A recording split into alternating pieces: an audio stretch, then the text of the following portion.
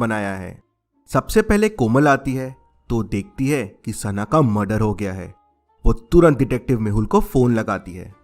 Detective Mehul crime scene पे पहुंच जाता है और देखता है कि सना ने 3 चीजें अपने नीचे दबा के रखी है। उतने में वहां रोहन और राहुल भी आ जाते हैं। रोहन डिटेक्टिव मेहुल से कहता है कि मैं पार्टी में सबसे पहले आने वाला था, लेकिन ऑफिस से निकलने में थोड़ी देरी हो गई। राहुल बताता है कि मैं तो लेट ही आने वाला था। डिटेक्टिव मेहुल तीनों को अपने घर का एड्रेस और सना के बारे में लिखने बोलता है और तुरंत समझ जाता है कि खूनी कौन है। कैसे? डिटेक्टिव मेहुल को कैसे समझता है कि खूनी कौन है, क्या आप बता सकते हैं? क्लूज और तीनों फ्रेंड्स को ध्यान से देखिए और आपका आंसर मुझे कमेंट करके बताइए।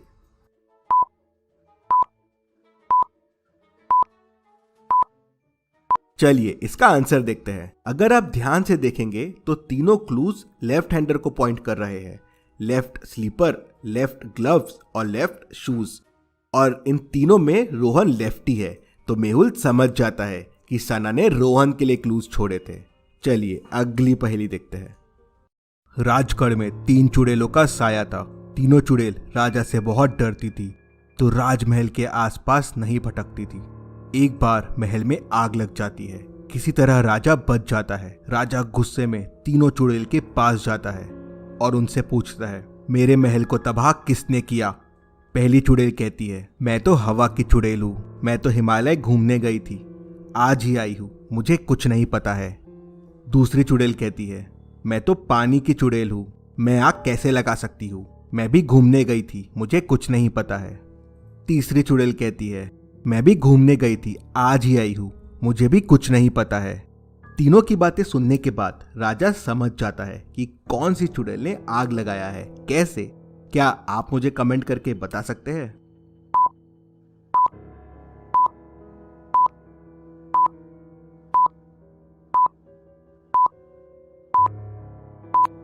चलिए इसका आंसर देखते हैं। राजा ने चुड़ैलों को बताया ही नहीं था कि महल में आग लगी है। गरिमा चुड़ैल तो छुट्टी पे बाहर गई थी, फिर उसे कैसे पता चला कि महल में आग लगी थी? मतलब वो झूठ बोल रही है, उसी ने आग लगाई है। राजा समझ जाता है। चलिए अगली पहेली देखते हैं। राजा मथुरादास के राज्य में चोरी हो जाती है। राजा के सिपाही 5 लोगों को बंदी बनाकर लेके आते हैं। पांचों कहते हैं, महाराज हमने चोरी नहीं की है। राजा मथुरादास का लड़का कहता है, पिताश्री मेरे पास एक उपाय है। मेरे पास ये जादुई लकड़ी है। ये लकड़ी चोर के घर में 2 इंच लंबी हो जाएगी। आज रात ये लकड़ी इन 5 लोगों को दे देते हैं। जिसने चोरी की होगी उसकी लकड़ी कल बड़ी हो जाएगी। 5 लकड़ी लेके घर चले जाते हैं। अगले दिन 5 वापस महाराज के पास लकड़ी लेके आते हैं। 4 लोगों की लकड़ी वैसे की वैसे ही रहती है, लेकिन एक की लकड़ी 2 इंच छोटी हो जाती है। महाराज को समझ में नहीं आता लकड़ी छोटी कैसे हो गई। क्या आप बता सकते हैं लकड़ी छोटी क्यों हो गई? क्योंकि चोर की लकड़ी तो बड़ी होनी चाहिए थी। ध्यान से सोचिए और मुझे आपका आंसर कमेंट करके बताइए।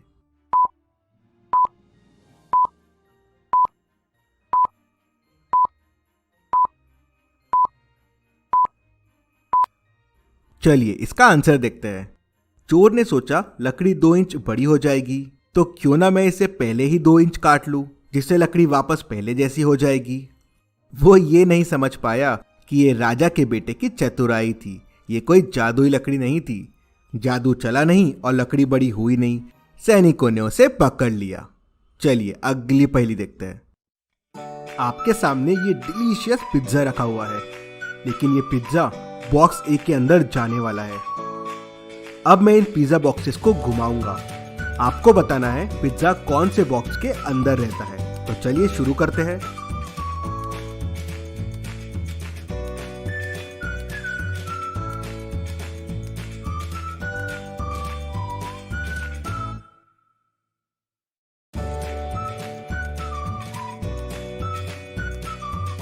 अब मुझे कमेंट में बताइए पिज्जा कौन से बॉक्स के अंदर है।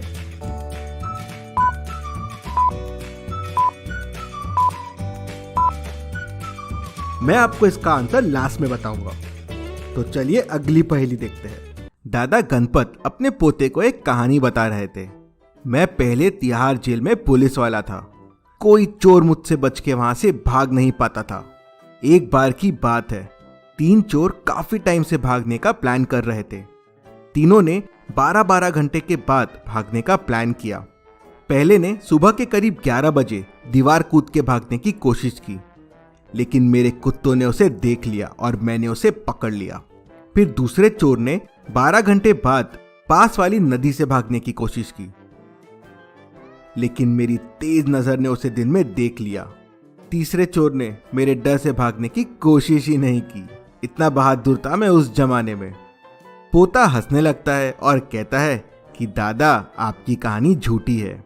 क्या झूठ है इस कहानी में, क्या आप बता सकते हैं? आप चाहे तो वीडियो को रिपीट कर सकते हैं।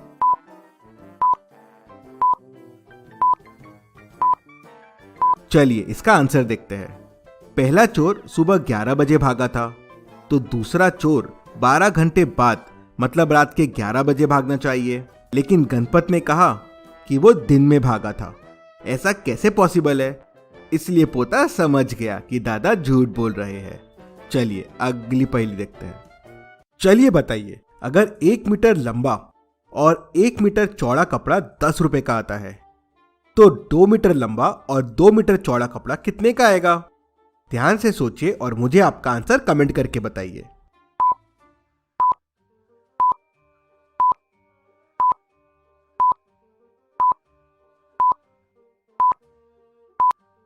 चलिए इसका आंसर देखते हैं। छोटे वाले कपड़े का एरिया 1 है और 10 रुपए का है। बड़े वाले कपड़े का एरिया 2 × 2 4 है।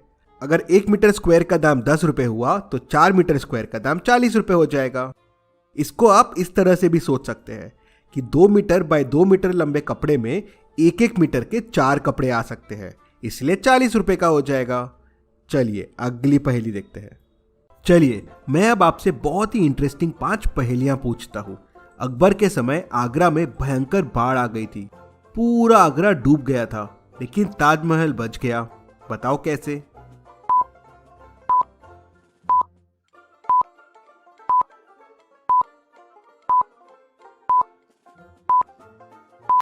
ताजमहल अकबर के समय नहीं, शाहजहां के समय बना था, इसलिए बच गया। चलिए बताइए, ऐसी कौन सी चीज है जिसे देने पे वो आपकी नहीं रहती? सोचिए सोचिए और आपका आंसर कमेंट कीजिए।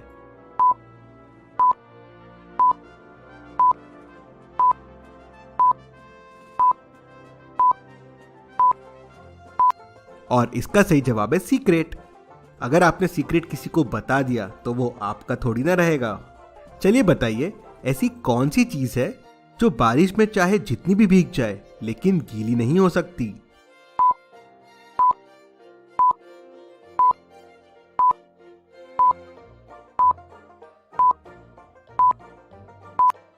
सिंपल है, इसका सही जवाब है पानी।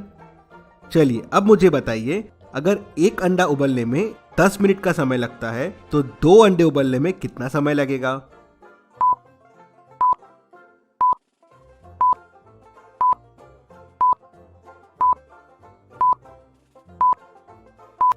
सिंपल है, 10 मिनट ही लगेगा। चलिए अब कल्पना कीजिए कि आप ऐसे कमरे में हैं जो बिल्कुल अंधेरे में है और उसमें कोई दरवाजा या खिड़की नहीं है जिससे आप बाहर आ सके। अब ऐसे कमरे से आप कैसे बाहर आएंगे?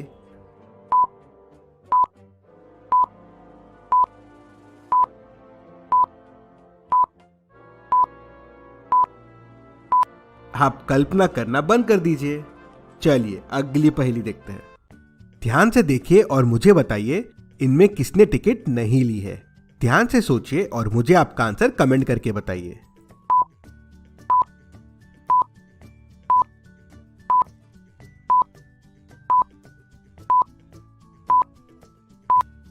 चलिए इसका आंसर देखते हैं।